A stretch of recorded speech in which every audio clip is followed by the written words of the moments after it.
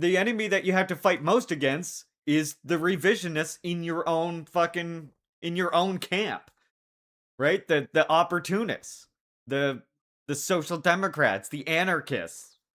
Those are, as Marxists, those are the elements that we need to root out.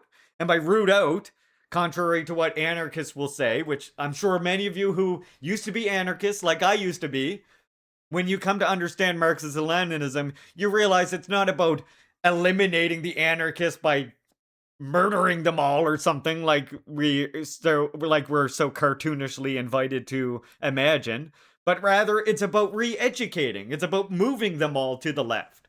Yes, I mean that's communism in general. A big thing that we have to understand is that most of the people, when a revolution happens, are still going to be reactionary, non-communist people. That's just the law of revolution.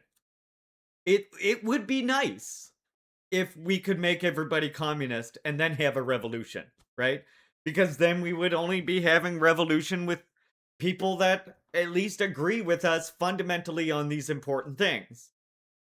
But it just doesn't work like that, right? You make revolution with the masses of people who I would have been friends with at the Stalin. time most are not communist at the time revolution happens. Yeah, you have to combat counter-revolutionary thought. And that's of course, and I would say that I always say that that's the most complex job of any socialist country. The thing that takes the longest, why socialism takes many, many generations, is exactly because you have, centuries upon centuries of class society baked into people's brains, and those old ideas have to be overcome. The People's Revolution! And it takes a long time to do that. Yeah, Baldwin's Ghost, absolutely. Fidel wasn't a communist till after the revolution, yeah.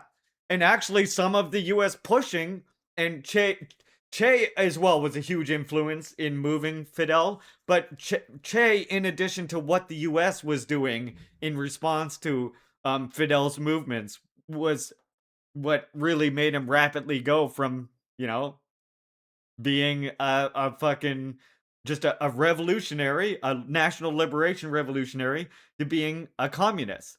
And it happens with most, in a sense, I mean, materially, it happens with most democratic revolutionary struggles, because if the masses of people are the ruling class of if the masses of people, not the ruling class, sorry, if the masses of people are the leading force of the revolution, then that means that they are going to continue the revolution. Unless there's something that stops it, they're going to continue that revolution until communism has been realized, right?